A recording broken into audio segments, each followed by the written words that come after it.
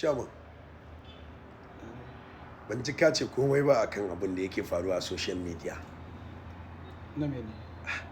Baka sa an taɓo mai gidanku ba, Adam A. Zango. Mai taɓa shi. Hadiza Gabon mana ana ta abu social media ta ɗauki ɗumi. Na ji shiru na rasa me yake faruwa.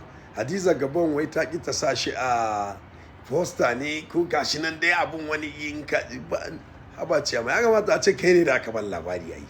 Wato ai maganar bai da amfani ne. Okay. Bari in ƙara sanarwa maka wani abu ɗaya da kuma mutane. Yau Adamu Zango ya kai matsayin da in ka sa shi ka kare da shi in baka sa shi ba da aikin banza ne. Shi ba Adamu Zango duk inda ka je ka sa shi a duniya sai dai in kai ka kare da shi. Ka fahimta? Kai da ka sa shi kai za ka kare da shi.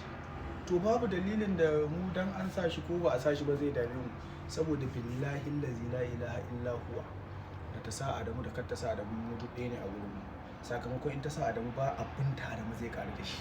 Hakan ba ta sa shi ba babu abin da Adamu zai kare da shi zai rage shi.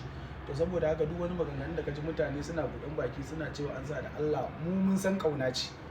Ko ba ka ba ko a yanzu aka dakata da wa'annan maganganun ta san cewa mai girma Adamu Zango waye shi kuma ba wai ba ta san shi bane ba. Ta san waye shi ba.